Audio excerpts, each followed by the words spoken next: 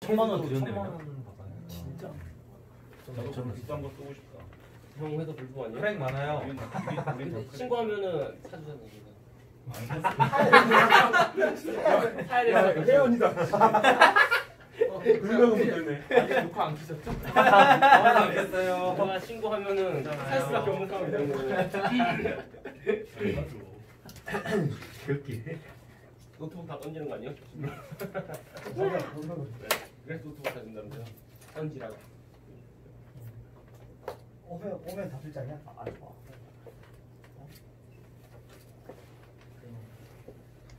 뭐 좀 이상했어? 어쨌든 네 되니까 코드는 살살 보면서 하면 되겠지?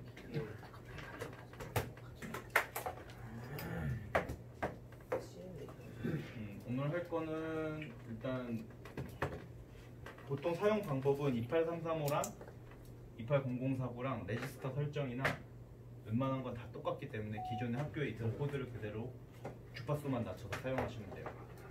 근데 이제 좀 기존의 28335에 없던 기능 중에 특이한 기능 중 하나가 CLA라는 기능이 있어서 일단 맨 처음 프로젝트 생성하시는 방법이랑 그리고 CLA 사용 방법 이 두 개만 오늘 발표하고 뭐 캔 통신 이런 거 필요하시면 제가 코드랑 해서 다시 한 번 더 세미나 하도록 하겠습니다.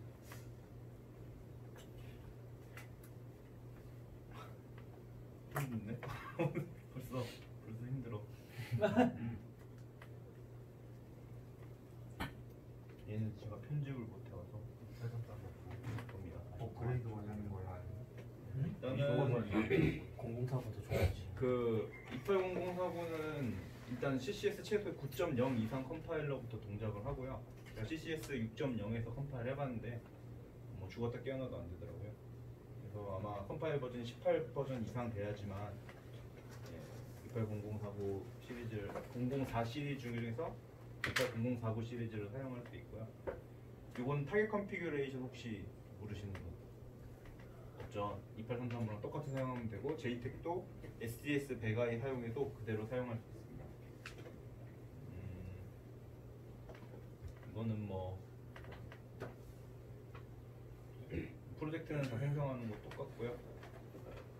그 좀 다른 거는 이거는 미치겠네. 헤더 이건 한번 쑥 보시면 이렇게 제가 폴더랑 드릴 테니까 보시고 한번 해보세요. 그리고 28004 컴파일 동작했을 때 플래시 부팅 이제 보통 여기서는 램을 많이 사용하는데 한 번씩 보면 이제 플래시에다 라이팅해서 쓸 때가 있는데 이때 그 플래시 F280 ESPJ 여기에 샵 디파인 플래시를 정리를 해줘야 돼요. 안 그러면 CPU가 플래시 동작하다 멈춰요. 이게 뭐 여기선 가장 중요한 내용인데 이것만 조심하시면은 플래시에 쓰든 램에 쓰든 다 쉽게 할 수 있어요. 이건 좀 이따 제가 한번 보여드릴게요.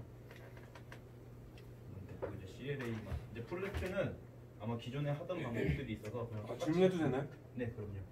이거는 이 3세대 칩들은 램이랑 플래시 굽는 방법 구별해서 하지 않아요 이제? 아니요. 그냥 똑같아요. 그냥 커맨드 파일 건드려서 하시면 됩니다. 이따 그거는 제가 한번 보여드릴게요.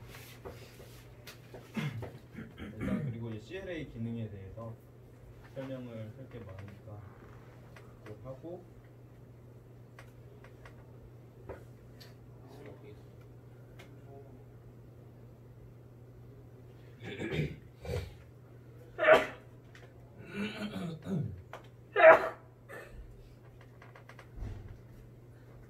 네, CLA가 컨트롤 로우 엑셀레이터라고 해서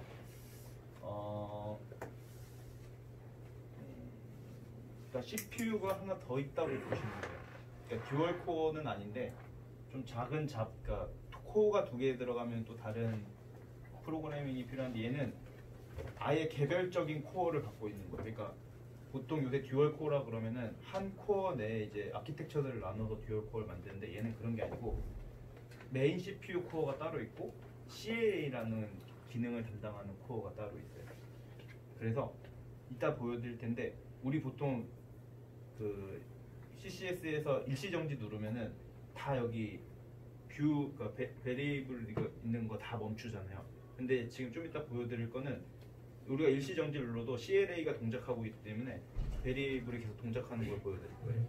그 기능이 지금 CLA고 280049에서 이거 280049 피콜로 칩, 전 피콜로 칩들이 원래 CLA를 많이 홍보를 하고 있었는데 이번에 더 강화된 게 CLA가 원래 어셈블리어밖에 안 됐어요. 코딩을 하려면 어셈블리어를 기본적으로 코딩을 했어야 되는데 이제 레벨 2로 넘어오면서 시언어로 컴파일을 할 수 있게 바뀌어가지고 굉장히 편하게 코딩할 수 있게 됐고요. 그리고 CLA의 장점은 이제 플로팅 포인트 연산 이런 것도 다 가능하고 그리고 CLA 코어에서 직접적으로 레지스터에 접근을 할 수가 있어요. 이게 뭐가 되냐면은 코어가 따로 있는데 그래서 1번 코어, 2번 코어가 있는데 2번 코어에서 1번 코어로 페리페럴을 접근하기 못하게 되면은 그 PWM이 레지스터를 건드려서 계속 페이지 시프트하고 동작을 하잖아요.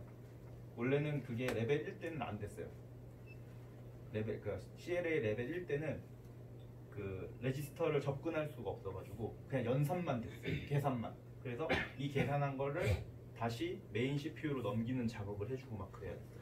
근데 이번엔 얘는 이제 CLA가 레벨 2로 넘어오면서 이제 ADC나 EPWM HPR, PWM, 컴퍼레이터, ECAP 같은 모든 주변 레지스터에 직접 접근이 가능해요. 그래서 연산도 하고 레지스터에다 그 값을 집어넣고 이걸 뭐든지 다 할 수 있는 기능이 되죠.